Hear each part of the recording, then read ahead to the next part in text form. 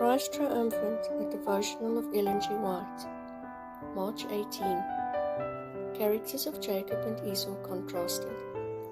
Genesis 25, verse 23. One people shall be stronger than the other people, and the elder shall serve the younger. Esau grew up loving self-gratification and centering all his interest in the present. Impatient of restraint, he delighted in the wild freedom of the chase and early chose the life of a hunter. Yet he was the father's favorite. The quiet, peace-loving shepherd was attracted by the daring and vigor of this elder son, who fearlessly ranged over mountain and desert, returning home with game for his father and with exciting accounts of his adventurous life.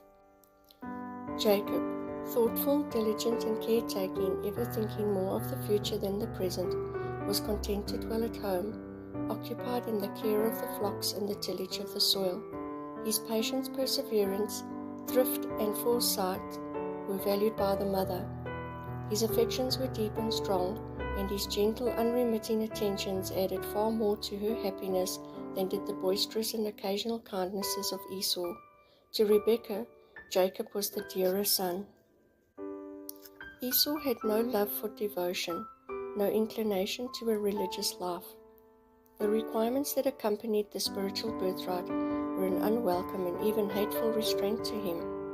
The law of God was regarded by Esau as a yoke of bondage.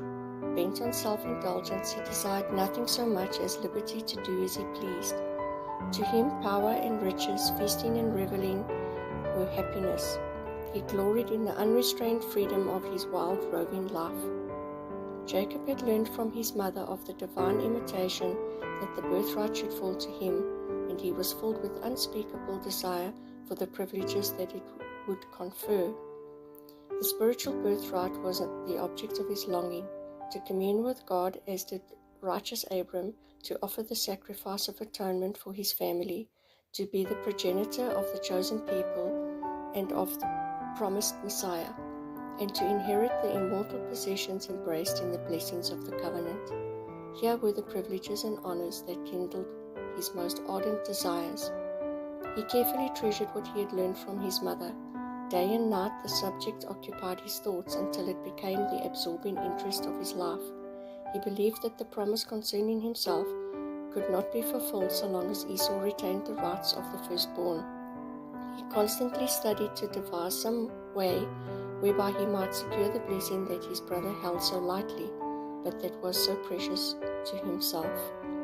Patriarchs and Prophets, pages 177 to 179.